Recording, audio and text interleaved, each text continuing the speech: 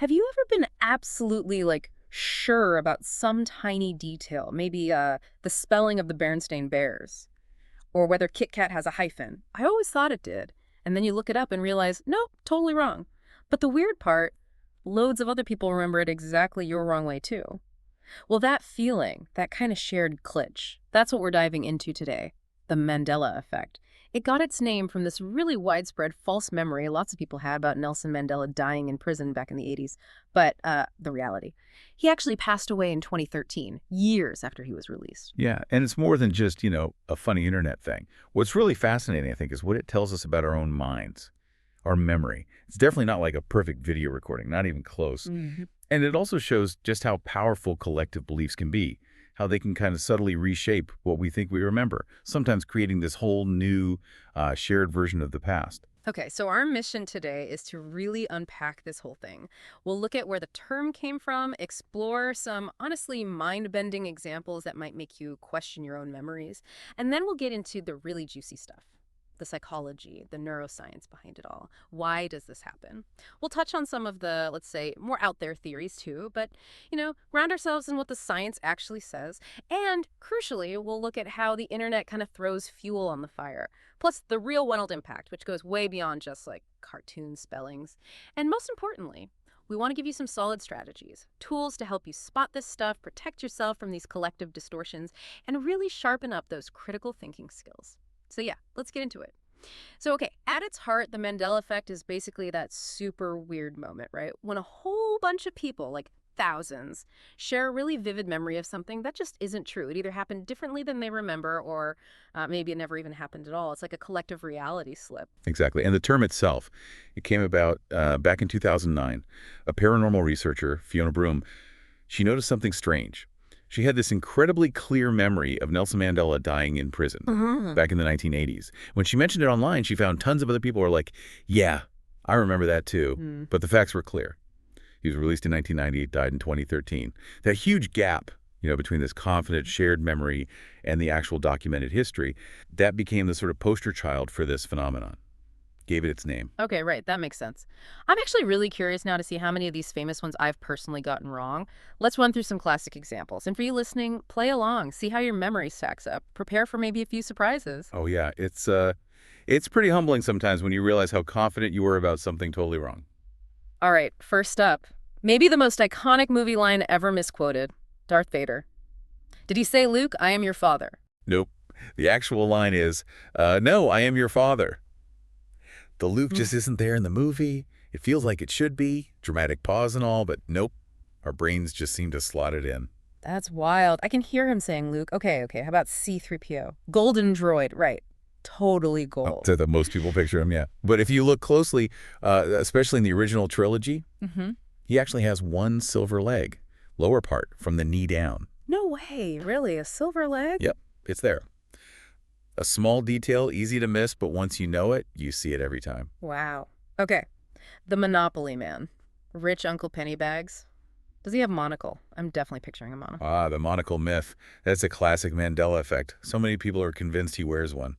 But he never has. Not in any official Monopoly game art. People often mix him up with Mr. Peanut, the Planters mascot. He has the monocle. Ah, okay. That explains it. My brain just mashed them together. And the Kit Kat one. That always gets me. I swear I remember a hyphen. Kit Kat. Makes sense, right? It feels right, doesn't it?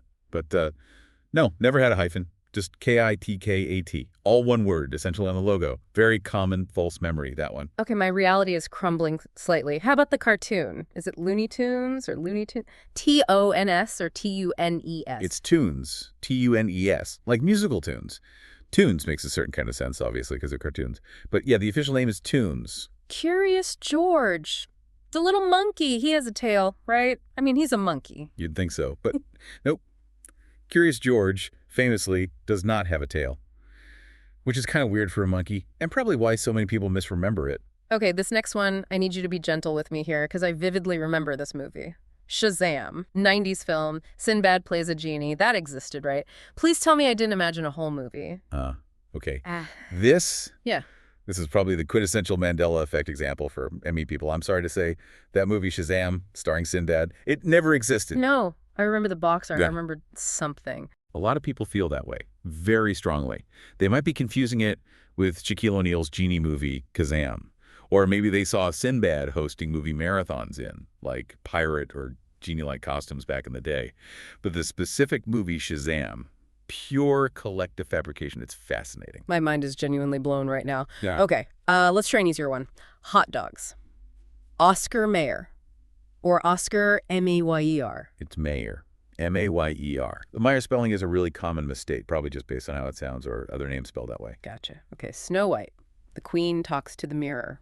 Mirror? Mirror on the wall. Close, but the actual line is magic mirror on the wall. Magic mirror. Huh. Yeah, another one of those subtle word changes that just kind of embeds itself in popular culture differently. Forrest Gump. Life in chocolates. Did his mom say life is like a box of chocolates or life was like a box of chocolates? The line is, my mom always said life was like a box of chocolates.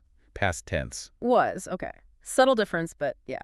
It implies, past wisdom being passed down Right. rather than a present tense statement. And the TV show, is it Sex in the City or Sex in the City? It's Sex and the City. Yeah, man. Inversion is super common to hear. Yeah. But, yeah, the title uses and.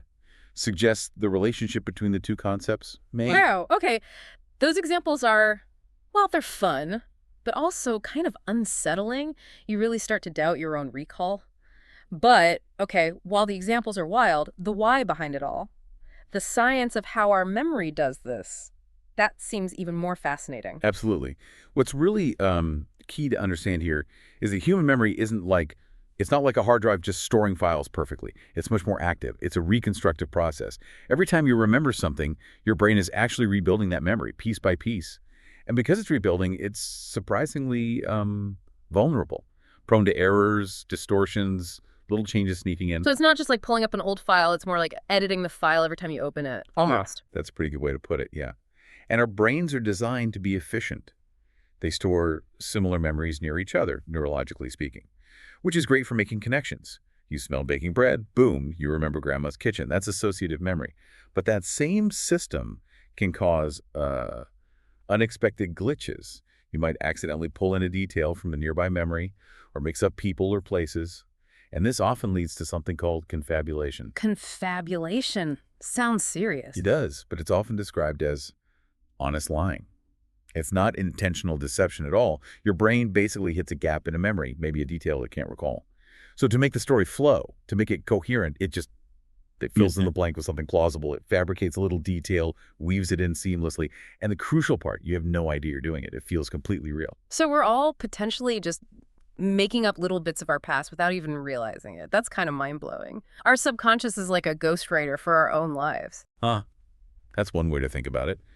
And it explains why our recall isn't always accurate, why we get false memories. There's fascinating research on this. Elizabeth Loftus, a psychologist, famously showed how easily you could implant false childhood memories in people, like convincing them they got lost in a mall even if it never happened. And there's this thing called the DRM task. Basically, you give people a list of related words like bed, rest, awake, tired, dream. Later, when you ask them to recall the words, a huge number will confidently say they heard the word sleep, even though sleep was never on the list. Wow. So the brain just connects the dots and inserts the missing logical piece like memory autocomplete. Exactly. It predicts what should be there based on the context. And this ties right into something called schemas. Schemas, right. I've heard that term. They're like mental blueprints. Frameworks or maps we have in our heads about how the world works, based on our experiences, our culture, our values. There were classic experiments, like Frederick Bartlett's back in the 30s. He'd give people stories from other cultures, and when they retold them later, they'd unconsciously change details to make the story fit their own cultural norms and expectations. Or more modern one, the office experiment. People sat briefly in an office, then were asked to list what they saw. Many remembered seeing books on the shelves, even when there were none. Why? Because books fit their schema, their mental map of what belongs in an office. Our memories literally change to fit our blueprints. Okay, so our expectations shape our memories. What about cognitive biases? Those mental shortcuts that sometimes lead us wrong, do they play a role here? Oh, absolutely. They're huge factors. Confirmation bias is a big one. That's our tendency to look for and remember information that confirms what we already believe and kind of ignore stuff that challenges it. In a group, this can create a feedback loop, reinforcing a shared false belief. Then there's the availability heuristic. We judge how likely something is based on how easily examples spring to mind. If everyone's talking online about remembering the Sinbad movie, that makes the false memory feel more available, more real, more probable. And don't forget social proof. If a bunch of people around you are confidently saying, yeah, Kit Kat definitely had a hyphen, you might start to doubt your own memory, even if it was initially correct, and adopt their belief. So basically, if enough people believe something strongly, even if it's wrong, the sheer volume of belief can make it feel true to others, almost like peer pressure for memory. In a way, yes, suggestibility is also key. How easily our memories can be influenced by subtle cues or leading questions. Asking, did you see the broken headlight, subtly plants the idea there was a broken headlight compared to asking, did you see a broken headlight? Context matters too. Like Alexander Hamilton. He's often discussed alongside U.S. presidents, right, in history classes and popular culture like the musical. That constant association can lead our brains to mistakenly create a false memory that he was a president, even though he never held that office. And strong emotions. They make memories feel incredibly vivid, really intense. But that vividness doesn't actually guarantee accuracy. Emotional memories can still be distorted. And deep down, like inside the brain itself, what's going on physically that makes us so bendy with our memories? Well, neurologically, a key player is the hippocampus. It's crucial for forming new memories and integrating them with existing ones. There's this process called memory reconsolidation. Every time you recall a memory, it becomes temporarily unstable, malleable. It has to be resaved or reconsolidated. This allows us to update memories with new information, which is useful, but it's also the vulnerability. During that reconsolidation window, the memory can be altered. New, incorrect information can get mixed in. Details can shift, leading to these distortions, these glitches like the Mandela Effect. It's just wild that our brains are constantly doing this editing job behind the scenes. And, when something's this strange, this puzzling, people naturally start looking for explanations that go beyond maybe standard psychology, right? Oh, absolutely. It's such a bizarre phenomenon that it inevitably invites more speculative theories. Fiona Broome herself, the person who coined the term, she actually leaned towards a parallel universes explanation. The idea being that maybe we're somehow unconsciously shifting between slightly different realities or timelines, and the Mandela Effect is us remembering details from a reality we slipped out of. So, like, in another universe, Kit Kat does have a hyphen, and some of us just remember that version. That's the gist of that theory, yeah. Then you get into more conspiratorial ideas, like maybe some powerful group is deliberately manipulating our collective consciousness, rewriting history, and these are the little glitches they leave behind. Or theories involving time travel, someone messing with the past, causing these ripples in our present memory, kind of like in Back to the Future. Yeah. And some even connected to, mystical or occult ideas, like ancient rituals altering reality itself. Okay, some of those sound pretty out there. Parallel universes, time travel. Fun to think about, but is there any actual, like, scientific basis for these? Right. And that's the crucial point. While these theories are definitely intriguing, maybe even tempting explanations for something so weird, there is currently zero scientific evidence to support any of them. They often fall into the category of being unfalsifiable, meaning there's no experiment you could design to actually prove them wrong. If you can't test it, you can't disprove it. And paradoxically, that lack of disprovability sometimes makes these ideas more appealing to people looking for a grander, more mysterious explanation than just quirky brain functions. Right, it's easier to believe in a reality shift than just, my memory is flawed. Okay, so setting aside the parallel universes for now, how does our modern world, especially the internet, fit into this? Does it make the Mandela effect worse? Oh, unquestionably. The internet acts like a massive amplifier for the Mandela effect, a real supercharger. Think about how quickly information and misinformation spreads online.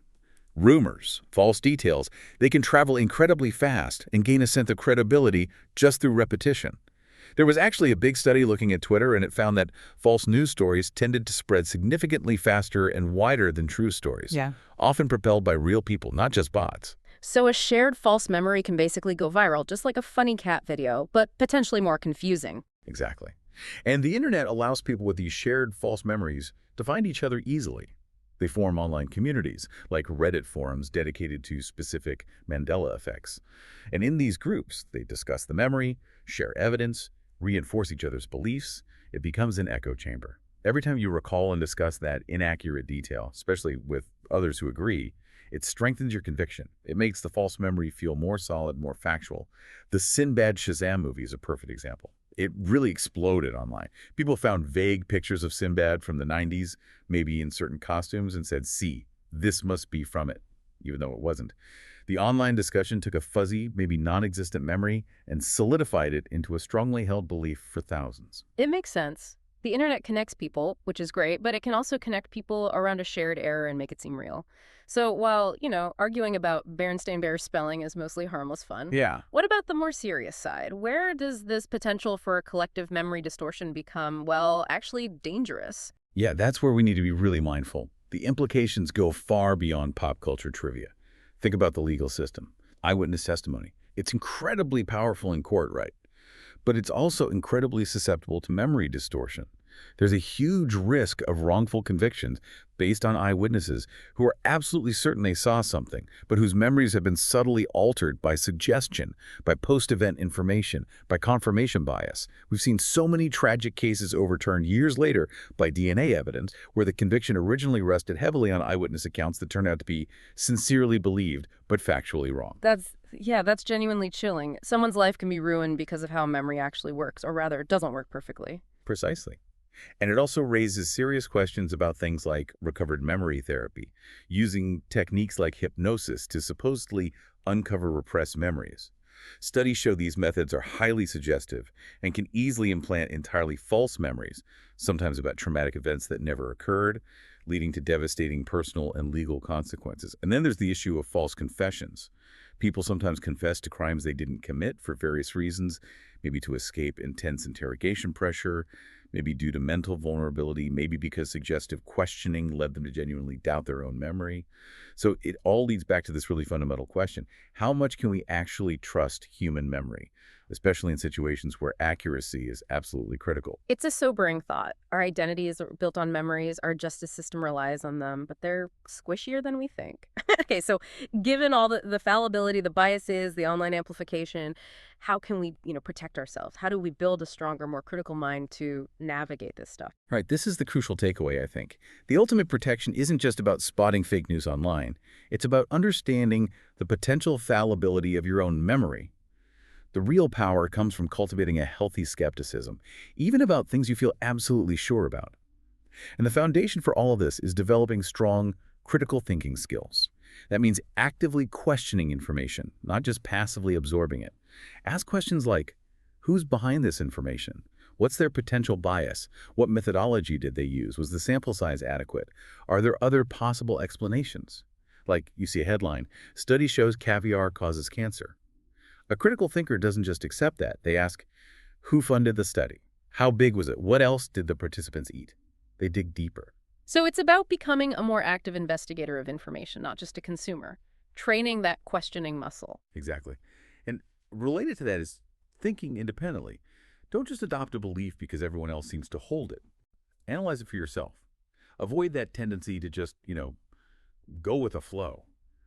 If everyone suddenly decides alkaline water is the key to health, research it yourself before you buy in. Expanding your knowledge base through self-education is also key. The more you understand about a topic, the better equipped you are to spot misinformation or manipulation.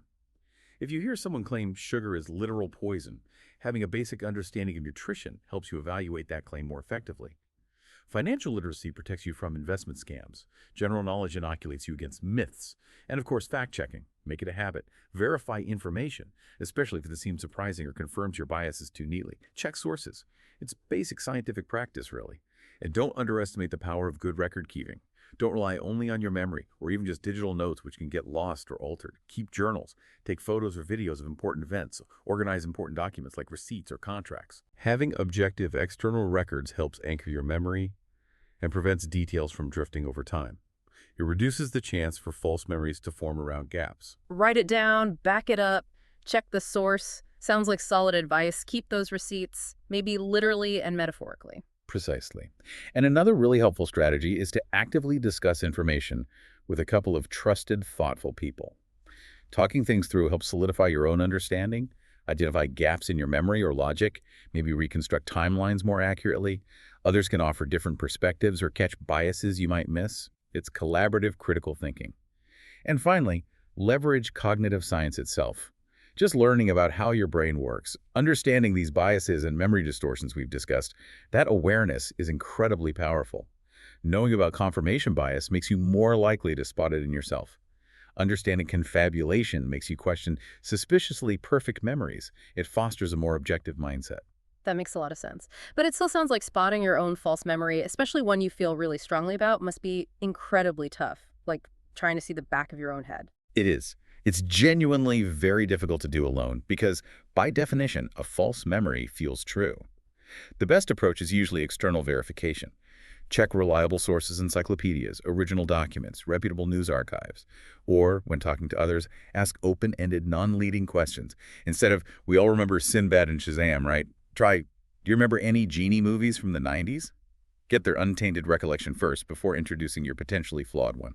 What a fascinating and maybe slightly unnerving deep dive this has been. It really hammers home that our memories, while amazing and so central to who we are also incredibly, well, malleable. They're susceptible to our own internal biases, to suggestion, to groupthink, especially amplified by the internet. It's quite humbling, actually. It really is. I think understanding the Mandela effect, even the silly examples, ultimately highlights just how vital critical thinking is. And maybe even more than that, it encourages a certain intellectual humility, a willingness to accept that our grasp on reality in the past isn't always as firm as we'd like to think. It pushes us to approach information, all information, with a more questioning, analytical eye. So, to leave you with something to chew on, given everything we've unpacked today, the way our brains literally rebuild memories, the subtle power of shared belief, the distortion engine of the internet, what other facts, what other bedrock beliefs that you've always held as absolutely true might just be another collective memory distortion quietly waiting to be uncovered. Maybe it's time to apply some of these critical thinking tools not just to the news, but maybe even to your own personal history.